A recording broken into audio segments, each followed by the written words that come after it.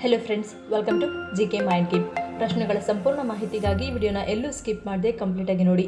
ಇವತ್ತಿನ ಪ್ರಶ್ನೆಗಳಲ್ಲಿ ಮೊದಲನೇ ಪ್ರಶ್ನೆ, ನಮ್ಮ ದೇಹದಲ್ಲಿ ಜೀರ್ಣಕ್ರಿಯೆ, ಚಯಾಪಚಯ ಮತ್ತು ಪ್ರತಿರಕ್ಷಣಾ ಕಾರ್ಯದಲ್ಲಿ ಹೆಚ್ಚು ಅಗತ್ಯವಾದದ್ದು ಯಾವುದು? ಆಪ್ಷನ್ಸ್: ಎ ಕಬ್ಬಿಣ, B calcium, C protein, D zinc.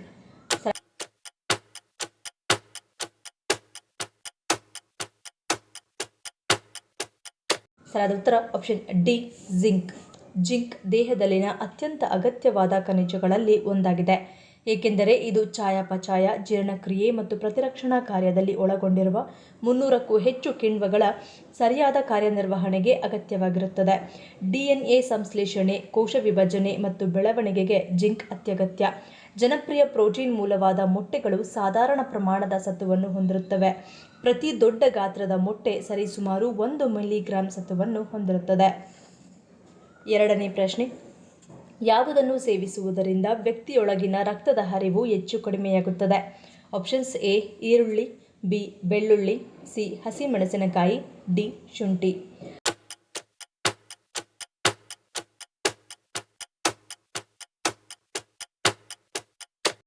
ಸರಿಯಾದ ಉತ್ತರ ಆಪ್ಷನ್ ಎ ಮತ್ತು ಬಿ. ಬೆಳ್ಳುಳ್ಳಿ ಮತ್ತು ಈರುಳ್ಳಿಗಳು ತಾಮಸಿಕ ಆಹಾರದ ವರ್ಗಕ್ಕೆ ಸೇರುತ್ತವೆ. ಈ ಎರಡು ವಸ್ತುಗಳನ್ನು ಸೇವಿಸುವುದರಿಂದ ವ್ಯಕ್ತಿಯೊಳಗಿನ ರಕ್ತದ ಹರಿವು ಹೆಚ್ಚಾಗುತ್ತದೆ ಅಥವಾ ಕಡಿಮೆಯಾಗುತ್ತದೆ. ಇದರಿಂದ ವ್ಯಕ್ತಿಯು ಹೆಚ್ಚು ಕೋಪ, ಅಹಂಕಾರ, ಉತ್ಸಾಹ, ಐಷಾರಾಮಿಯನ್ನು ಅನುಭವಿಸುತ್ತಾನೆ. ಬೆಳ್ಳುಳ್ಳಿ, ಈರುಳ್ಳಿ ಸೇವಿಸುವ ವ್ಯಕ್ತಿಯು ಸೋಮಾರಿ ಮತ್ತು ಅಜ್ಞಾನಿಯಾಗುತ್ತಾನೆ ಎಂದು ಕೆಲವರು ನಂಬುತ್ತಾರೆ. ಅದಕ್ಕಾಗಿಯೇ ಬ್ರಾಹ್ಮಣರು ಮಾತ್ರವಲ್ಲದೆ ಪೂಜೆ, ವ್ರತ ಮಾಡುವ ಜನರು ಅದನ್ನು ಸೇವಿಸುವುದಿಲ್ಲ. ಇದರಿಂದ ಮನಸ್ಸನ್ನು ಏಕಾಗ್ರತೆಯಿಂದ ಇಡಲು ಸಾಧ್ಯವಿಲ್ಲ ಎಂದು ನಂಬಲಾಗಿದೆ. ಮೂರನೇ ಪ್ರಶ್ನೆ, 60ನೇ ವಯಸ್ಸಿನಲ್ಲೂ ನೀತಾ ಅಂಬಾನಿ ಅವರ ಹೊಳೆಯುವ ಚರ್ಮಕ್ಕೆ ಯಾವುದು ಕಾರಣವಾಗಿದೆ? ಆಪ್ಷನ್ಸ್: ಎ ಚಿನ್ನದ ನೀರು, ಬಿ ವೈದ್ಯಕೀಯ ಚಿಕಿತ್ಸೆ, ಸಿ ಆರೈಕೆ, ಡಿ ನೈಸರ್ಗಿಕ ಸೌಂದರ್ಯ.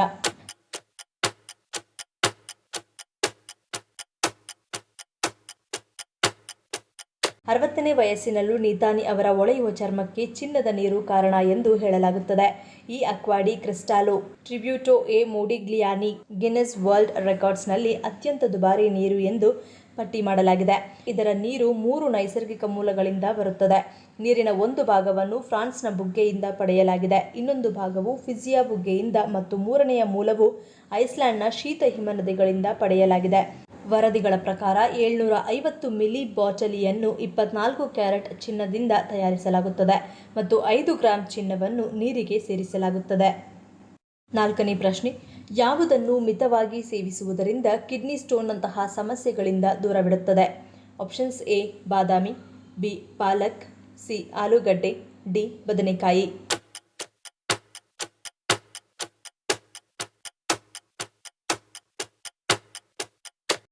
ಸರಿಯಾದ ಉತ್ತರ ಆಪ್ಷನ್ ಎ ಬಾದಾಮಿ.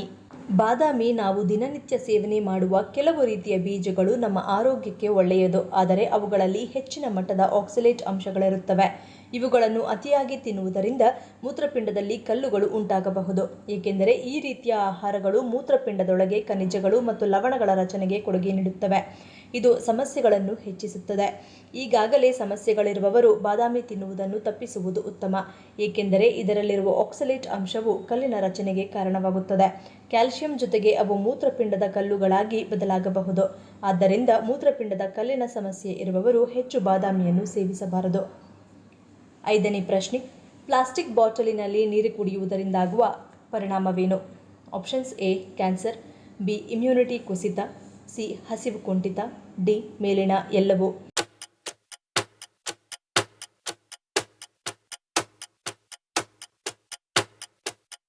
ಸರಿಯಾದ ಉತ್ತರ ಆಪ್ಷನ್ ಬಿ ಇಮ್ಯುನಿಟಿ ಕುಸಿತ. ಪ್ಲಾಸ್ಟಿಕ್ ಬಾಟಲಿನಲ್ಲಿ ನೀರು ಕುಡಿಯುವುದರಿಂದ ನಿಮ್ಮ ರೋಗನಿರೋಧಕ ಶಕ್ತಿ ಕುಂಠಿತವಾಗುತ್ತದೆ. ಇದು ಆರಂಭದಲ್ಲಿ ಗೊತ್ತಾಗದೇ ಇದ್ದರೂ ಅನಂತರದಲ್ಲಿ ಸಣ್ಣ ಪುಟ್ಟ ಕಾಯಿಲೆಗಳು ಬಂದಾಗ, ನಮ್ಮ ದೇಹ ರಕ್ಷಿಸದೇ ಹೋದಾಗ ತಿಳಿದುಬರುತ್ತದೆ. ಹೆಚ್ಚಾಗಿ ನಗರ ಪ್ರದೇಶಗಳಲ್ಲಿ ವಾಸಿಸುವವರಿಗೆ ಇದರ ಪರಿಣಾಮ ಬಹಳ ಬೇಗನೆ ಎದುರಾಗುತ್ತದೆ. ಪ್ಲಾಸ್ಟಿಕ್ ಬಾಟಲ್ನಲ್ಲಿ ಫ್ಥಾಲೇಟ್ಸ್ ಎಂಬ ರಾಸಾಯನಿಕ ಅಂಶವನ್ನು ಒಳಗೊಂಡಿರುವುದರಿಂದ ಇದು ಕುಡಿಯುವ ನೀರಿನಲ್ಲಿ ಹೆಚ್ಚಾಗಿ ಬಿಡುಗಡೆಯಾಗುತ್ತದೆ. ನಿರಂತರವಾಗಿ ಯಾರು ಒಂದೇ ಪ್ಲಾಸ್ಟಿಕ್ ಬಾಟಲ್ನಲ್ಲಿ ನೀರು ಕುಡಿಯುತ್ತಾರೋ ಅವರಿಗೆ ಮುಂಬರುವ ದಿನಗಳಲ್ಲಿ ಲಿವರ್ ಕ್ಯಾನ್ಸರ್ ಮತ್ತು ವೀರ್ಯಾಣುಗಳ ಸಂಖ್ಯೆಯಲ್ಲಿ ಕೊರತೆ ಕಂಡುಬರುವ ಸಾಧ್ಯತೆ ದಟ್ಟವಾಗಿರುತ್ತದೆ. ಒಂದು ವೇಳೆ ಪ್ಲಾಸ್ಟಿಕ್ ಬಾಟಲ್ನಿಂದ ಕುಡಿಯುವ ನೀರಿನಲ್ಲಿ BPA ಉತ್ಪತ್ತಿಯಾದರೆ ಅದು ಲೈಂಗಿಕ ಹಾರ್ಮೋನ್ ಮೇಲೆ ಹೆಚ್ಚಾಗಿ ಪ್ರಭಾವ ಬೀರುತ್ತದೆ. ಇದರಿಂದ ಪುರುಷರಿಗೆ ಮತ್ತು ಮಹಿಳೆಯರಿಗೆ ಮಕ್ಕಳಾಗುವ ವಿಷಯದಲ್ಲಿ ಸಮಸ್ಯೆ ಎದುರಾಗಬಹುದು. ಜೊತೆಗೆ ಸಕ್ಕರೆ ಕಾಯಿಲೆ, ಬೊಜ್ಜು, ಪ್ರತಿದಿನ ನಡವಳಿಕೆಯಲ್ಲಿ ವ್ಯತ್ಯಾಸ ಹೀಗೆ ಹಲವಾರು ತೊಂದರೆಗಳು ಕಾಣಿಸುತ್ತವೆ. 6ನೇ ಪ್ರಶ್ನೆ, ಮಾನವ ದೇಹದ ಯಾವ ಭಾಗವು ಅತಿ ಹೆಚ್ಚು ಮೂಳೆಗಳನ್ನು ಹೊಂದಿವೆ? ಆಪ್ಷನ್ಸ್ A ಎದೆ, B ತಲೆ, C ಬೆನ್ನು, D ಪಾದ.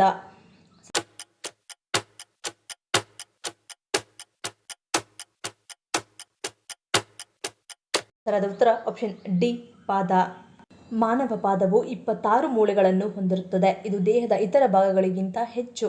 ಪಾದವು 3 ಮುಖ್ಯ ಭಾಗಗಳಿಂದ ಮಾಡಲ್ಪಟ್ಟಿದೆ: ಮುಂಗಾಲು, ಮಧ್ಯಪಾದ ಮತ್ತು ಹಿಂಡ್ ಫುಟ್. ಪಾದಗಳಲ್ಲಿರುವ ಈ ಹೆಚ್ಚಿನ ಸಂಖ್ಯೆಯ ಮೂಳೆಗಳು ದ್ವಿಪಾದದ ಚಲನವಲನಕ್ಕೆ ಅಗತ್ಯವಾದ ಸಂಕೀರ್ಣ ಚಲನೆಗಳು ಮತ್ತು ಭಾರ ಹೊರುವ ಸಾಮರ್ಥ್ಯಗಳನ್ನು ಅನುಮತಿಸುತ್ತದೆ. 7ನೇ ಪ್ರಶ್ನೆ, ಹೃದಯಾಘಾತದ ಅಪಾಯವನ್ನು ಕಡಿಮೆ ಮಾಡಲು ಯಾವ ಹಣ್ಣು ಸಹಾಯ ಮಾಡುತ್ತದೆ? ಆಪ್ಷನ್ಸ್ A ಬಾಳೆಹಣ್ಣು, B ಪೇರಳೆ, C ಬೆರ್ರಿ, D ದಾಳಿಂಬೆ.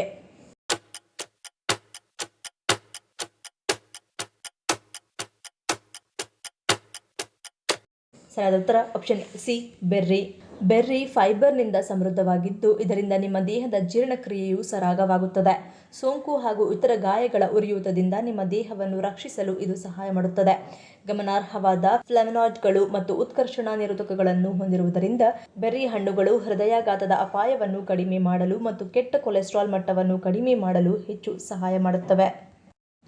8ನೇ ಪ್ರಶ್ನೆ, ಮಧುಮೇಹಕ್ಕೆ ರಾಮಬಾಣ ಈ ತರಕಾರಿ. ಕ್ಷಣಾರ್ಧದಲ್ಲಿ ನಮ್ಮ ಸಕ್ಕರೆ ಮಟ್ಟ ನಿಯಂತ್ರಣಕ್ಕೆ ತರುವುದು ಯಾವುದು ಇದು? ಆಪ್ಷನ್ಸ್ A ಬೀಟ್ರೂಟ್, B ತೊಂಡೆಕಾಯಿ, C ಕ್ಯಾರೆಟ್, D ಬೆಂಡೆಕಾಯಿ.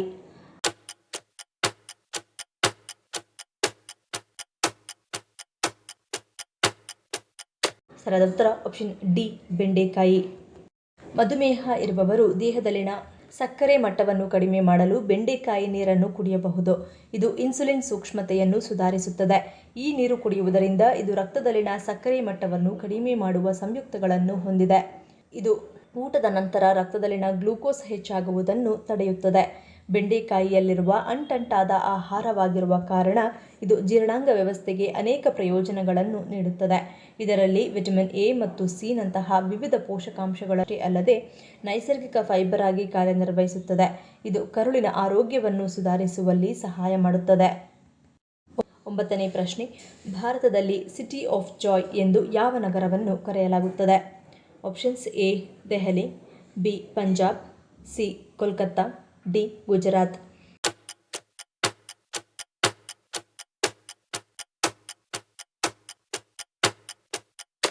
ಸರಿಯಾದ ಉತ್ತರ ಆಪ್ಷನ್ C ಕೋಲ್ಕತ್ತಾ.